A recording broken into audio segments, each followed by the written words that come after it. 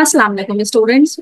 आज की वीडियो में हम मैट्रिसेस एंड डिटर्मिनेंट की एक्सरसाइज 2.6 का पार्ट 5 करने जा रहे हैं। इससे प्रीवियस वीडियो में हमने पार्ट 4 किया था, जिसमें हमने सिस्टम ऑफ लीनियर इक्वेशन को सॉल्व किया था by using Gauss's elimination method.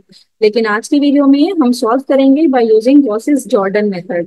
तो स्टूडेंट, गॉसेस एलिमिनेशन मेथड और जॉर्डन मेथड में कोई ज्यादा फर्क नहीं है, सिवाय इसके कि जो स्टेप हमने एलिमिनेशन मेथड में पढ़े थे, गॉसेस एलिमिनेशन मेथड में, यानी कि प्रीवियस वीडियो में जो हमने स्टेप्स पढ़े थे वो ये स्टेप थे कि आपको सबसे पहले क्या करना है कि आपको मैट्रिक्स फॉर्म बनानी है अपने सिस्टम की, फिर ऑगमेंटेड मैट्रिक्स बनाना है, फिर उसकी क्लोन फॉर्म बनानी है, फिर एक्स की वैल्यू निकालनी है। लेकिन जब जॉर्डन मेथड की बात करेंगे तो उसमें सिर्फ फर्क ये आता है कि आपने इक्लॉन फॉर्म नहीं बनानी, बल्कि आपने रिड्यूस इक्लॉन फॉर्म बनानी है। बस ये फर्क है।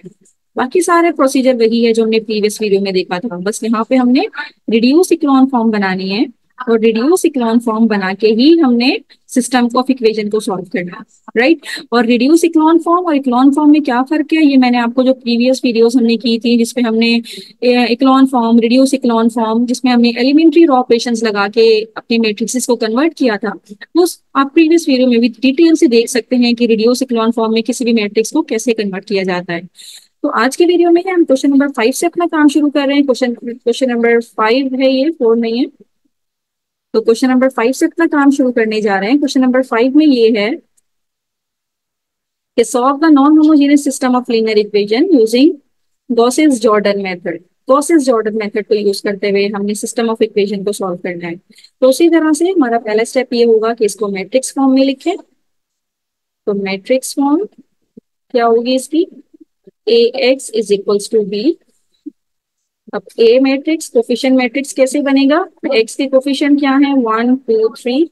तो 1 2 3, वाई के कोफिशिएंट है -1 2 2, जेड के कोफिशिएंट है 4 -1 और 3। और जो एक्स वेरिएबल है मेरा, वो है एक्स, वाई और फिर है जेड।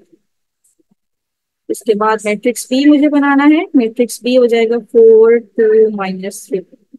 तो पहला स्टेप तो हमने कर लिया। पहला स्टेप ये था कि हमें मैट्रिक्स फॉर्म बनानी है, हमने मैट्रिक्स फॉर्म बना ली।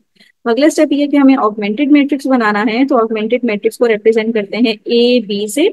तो ऑगमेंटेड मैट्रिक्स बनाने के लिए हम ए मैट्रिक्स लिखेंगे पहले, 1 2 3 -1 2 2, 4 -1 3, और साथ में मैट्रिक्स बी 4 2 -3। तो ये बन गया मेरा ऑगमेंटेड मैट्रिक्स। अब इस ऑगमेंटेड मैट्रिक्स को आपने इतना सॉल्व करना है कि इसको रिड्यूस इक्लॉन फॉर्म बनानी है। तो ऊपर 1 तो मौजूद है, नीचे इसको हमने 0 0 बनाना होता है। तो हम सबसे पहले ये काम कर सकते हैं कि रॉ 2 में माइनस करवा दें, इस 1 को पहले 2 से मल्टीप्लाई करवा दें, राइट। और फिर रॉ 1 तो एज इट इज रहेगी। रॉ 2 में क्या हो जाएगा, जब ये 1 2 से मल्टीप्लाई होगा तो 2 1 2 एंड 2 -2 0। -1 जब 2 से मल्टीप्लाई होगा तो ये हो जाएगा माइनस माइनस प्लस, 2 1 2, और 2 + 2 ये हो जाएगा 4। 4 2 8, -1 -8 इज -9। 4 2 8, 2 -8 is -6, right. ये काम तो हमने कर लिया रॉ 2 के लिए। चाहे तो रॉ 3 के लिए भी अभी ही काम कर लीजिए, नहीं तो आप अगले स्टेप में कर लें, नो इशू। मेरे पास यहीं पे स्पेस है, तो मैं रॉ 3 को भी अभी ही 0 बना देती हूँ, क्योंकि यहाँ पे 3 मौजूद है, ऊपर 1 मौजूद है। तो मैं इस 1 को पहले 3 से मल्टीप्लाई करवा के इस 3 के साथ माइनस करवा दूंगी, तो 3 -3 हो जाएगा 0। और ये -1 है, जब -3 से मल्टीप्लाई होगा तो +3 हो जाएगा, और 2 + 3 हो जाएगा 5। 4 3 12, एंड 3 -12 इज -9। ये भी 4 3 12, 4 3 12, एंड -3 -9 इज -12। -3 -12 इज -15, ये हो जाएगा -15।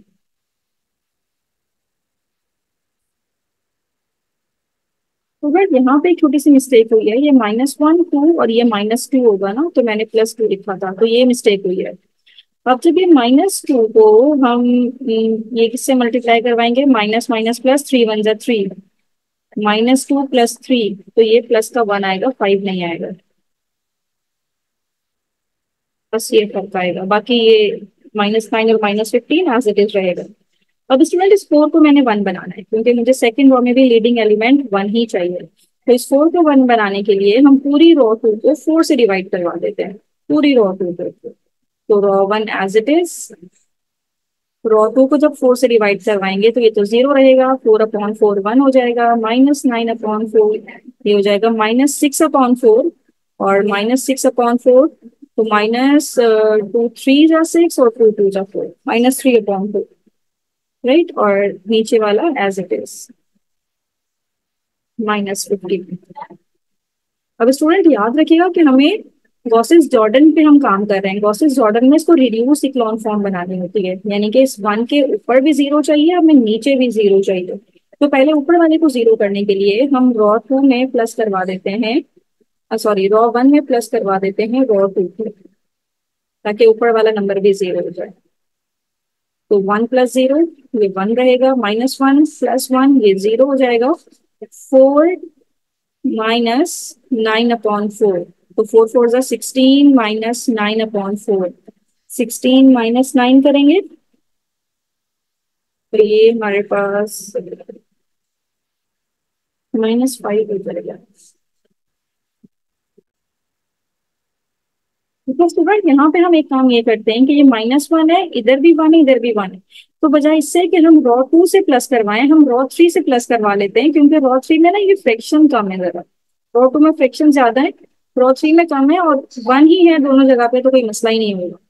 तो 1 + 0 1, -1 + 1 is 0, 4 -9 is -5, and 4 -15 is -11। बाकी रो 2 एज इट इज रहेगी, 0 1 -9/4 -3/2। रो 3 भी एज इट इज रहेगी, 0 1 -9 -15, राइट।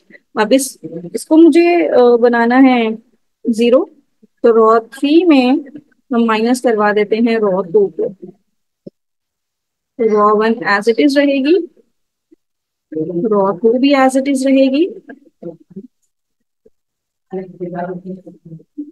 इसमें जब माइनस करवाएंगे, 0 -0 0, 1 -1 is 0, -9 minus minus plus 9/4, -9 4 -36 plus 9/4, तो -36 प्लस 9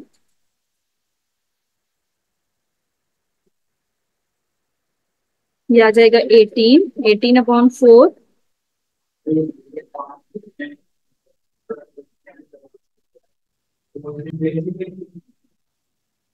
-27/4, क्योंकि -36 प्लस 9 इज -27, तो यहाँ पे आ जाएगा -27/4। रफ वर्क यहाँ से रिमूव कर दें, और लास्ट एलिमेंट मेरे पास ये है, रो 3 में है -15, माइनस माइनस प्लस, रो 2 में है 3/2, तो 15 2 जा -30 प्लस 3/2, तो -30 प्लस 3 इज -27/2, -27/2। इस तरह से ये मैट्रिक्स यहाँ तक पहुंच गया। अब अगला एलिमेंट हमें लीडिंग एलिमेंट 1 चाहिए रो 3 में भी, तो -27/4 को 1 बनाने के लिए हम इसका रेसिप्रोकल लेते हैं, -4/27, और इसको रो 3 से मल्टीप्लाई करवा देते हैं। तो रो 1 तो एज इट इज रहेगी, 1 0 -5 -11, रो 2 भी एज इट इज रहेगी, रो 3 में जब 0 से मल्टीप्लाई होगा 0 0 रहेगा, ये भी 0, 4 से 4 कैंसिल, 27 से 27 कैंसिल, माइनस माइनस प्लस, 27 से 27 कैंसिल, 2 1 जा 2, 2 2 जा 4, तो सिर्फ 2 आ जाएगा, राइट। इस तरह से हमने ये भी कंप्लीट कर लिया। अब इस 1 के मुझे ऊपर भी 0 चाहिए, अगर इक्लॉन फॉर्म बनानी होती है तो इक्लॉन फॉर्म तो ये बन गई है, लेकिन हमें बनानी है रिड्यूस इक्लॉन फॉर्म। तो रिड्यूस इक्लॉन फॉर्म बनाने के लिए इसके 1 के ऊपर भी हमें 0 चाहिए होता है, तो इस -5 को पहले 0 बना लेते हैं, और फिर -9/4 को भी 0 बनाना है। तो -5 को 0 बनाने के लिए हम इस 1 को पहले 5 से मल्टीप्लाई करवाते हैं, और रो 1 मिला के ऐड कर देंगे, 5 R3। तो 1 इससे तो 0 0 ही है, तो इन दोनों में तो कोई फर्क नहीं आएगा, -5 + 5 ये हो जाएगा 0, -11 + 5 2 जा 10, 5 2 जा 10 है, और -11 + 10 इज -1। राइट। अब row two as it is फिलहाल लिखते हैं, अगले स्टेप में इसको चेंज करेंगे।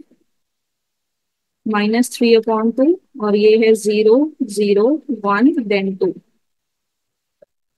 अब अगले स्टेप में सिर्फ मुझे ये नंबर जीरो करना है। तो इस नंबर को जीरो करने के लिए हम क्या करेंगे, -9/4 है ना, तो मुझे क्या चीज ऐड करवानी होगी, मुझे प्लस का 9/4 ऐड करवाना पड़ेगा। तो इसका मतलब है रॉ थ्री में 1 मौजूद है, तो मैं 9/4 को मल्टीप्लाई करवाऊंगी रॉ थ्री के साथ। तो रॉ थ्री के साथ ऐड करवाने के बाद रॉ टू मल्टीप्लाई करवाने के बाद रॉ टू में लाके ऐड करवा देंगे, यानी कि रॉ टू में हम प्लस करवाएंगे 9/4 R3। ठीक है, तो इसको ये 1 0 0 -1 एज इट इज, तो प्लस करवाएंगे तो 0 0 ही है ऑलरेडी। तो ये -9/4 प्लस 9/4 ये हो जाएगा 0। और ये टू, पहले R3 से 9/4 करें तो 2 1 जा 2, 2 2 जा 4, 9/2। तो -3/2 प्लस 9/2, -3 प्लस 9 ये हो जाएगा 6/2। और 2 1 जा 2, 2 3 जा 6, तो यहाँ पे आ जाएगा 3। और third row as it is 0 0 1 2। तो ये मेरे पास बन गई है रिड्यूस इक्लोन फॉर्म। सारे जो लीडिंग एलिमेंट वन है, लीडिंग एलिमेंट वन के ऊपर भी जीरो है, नीचे भी जीरो है, तो ये वाली बन गई रिड्यूस इक्लोन फॉर्म। अब इसकी इक्वेशन बनाते हैं। इक्वेशन बनाने के लिए ये होगा x is equals to, y का कोफिशिएंट जीरो है, z का भी जीरो है, x इज इक्वल्स टू -1। यहाँ पे x का कोफिशिएंट जीरो है, सिर्फ y का है, तो y इज इक्वल्स टू 3। यहाँ पे x का भी जीरो, y का भी जीरो, z का है 2। तो मेरे पास तीनों रिजल्ट आ गए, -1 3 एंड 2।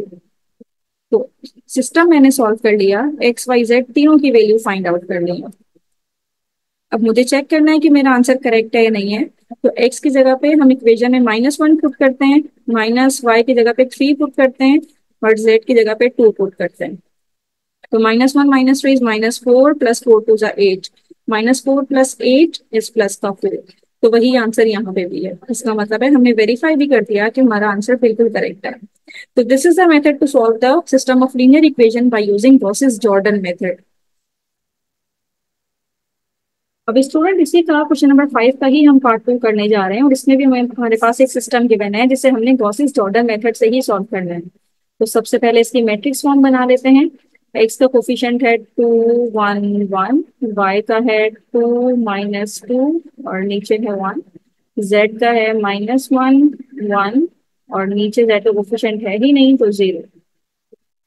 एक्स वेरिएबल में क्या आ जाएगा, कौन कौन से वेरिएबल्स हैं, एक्स वाई और जेड। और कांस्टेंट है मेरे पास बी, और ये आ जाएगा मेरे पास 4 2 0। राइट। तो अब बना लेते हैं इसका ऑगमेंटेड मैट्रिक्स। ऑगमेंटेड मैट्रिक्स में मैट्रिक्स ए लिखा जाता है पहले, 2 -2 1 -1 1 0, और साथ में कांस्टेंट मैट्रिक्स लिखा जाता है इस तरह से। तो ये बन गया मेरा ऑगमेंटेड मैट्रिक्स। अब ऑगमेंटेड मैट्रिक्स को इतना सॉल्व करना है कि ये हमारे पास रिड्यूस इक्लोन फॉर्म बन जाए। तो पहले तो इस 2 की जगह पे मुझे 1 चाहिए, तो हम क्या करते हैं, रॉ 2 को 1/2 से मल्टीप्लाई करवा देते हैं, यानी कि 2 से डिवाइड करवा देते हैं रॉ 1 को। तो 2 से डिवाइड करवाने के बाद ये मेरे पास क्या बन जाएगी, 2 डिवाइडेड बाई 2 1, 2 डिवाइडेड बाई 2 1, ये -1/2 4/2 2। बाकी तीनों एज इट इज रहेंगे, तो हम अगले स्टेप में लिख लेते हैं। यहाँ से इसको रिमूव कर देते हैं। यहाँ पे हम प्रॉपर तरीके से लिखते हैं। हम क्या करने जा रहे हैं, रो 1 को हम 2 से डिवाइड करने जा रहे हैं। तो ये मेरे पास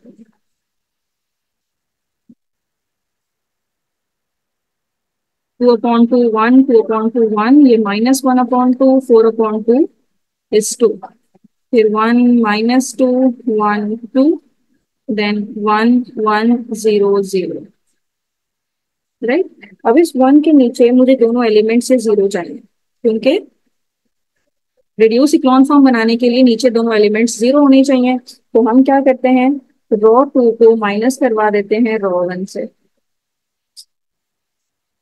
तो रॉ 1 तो एज इट इज रहेगी। जब इसको माइनस करवाएंगे 1 -1 ये हो जाएगा 0, -2 -1 इज -3, वन माइनस, और ये भी माइनस है, 1 + 1/2 इज 3/2, एंड 2 - 2 इज 0। अब रॉ थ्री को भी यहीं पे ही मैं माइनस करवा देती हूँ रॉ वन के साथ, ताकि ये भी जीरो हो जाए इसी स्टेप में। हो जाएगा जीरो, ये भी 1 - 1, ये भी जीरो हो जाएगा। जीरो माइनस, और ये minus, 0 + 1/2 is 1/2, and 0 - 2 is -2। Right. अब अगले स्टेप में हम क्या करेंगे कि ये जो रो टू है, मुझे यहाँ पे वन चाहिए ना -3 की जगह पे, तो मैं -3 से डिवाइड करवा दूंगी पूरी रो टू पे। बाकी रो वन एज इट इज रहेगी। ये जीरो जब थ्री से डिवाइड होगा जीरो रहेगा, -3/-3, ये वन हो जाएगा। थ्री से थ्री कैंसिल होके -1/2, और जीरो तो जीरो ही रहेगा। 0 0 1/2, और ये -2।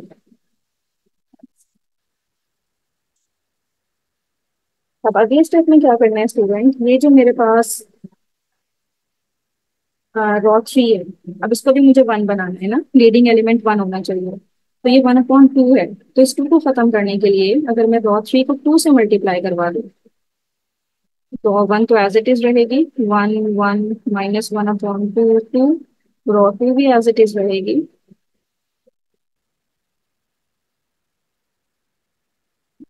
रॉ थ्री को जब मैं टू से मल्टीप्लाई करवाऊंगी, 0 0, टू से टू कैंसिल होके सिर्फ वन आ जाएगा, और यहाँ पे 2 × -2 इज -4 हो जाएगा। राइट, तो यहाँ पे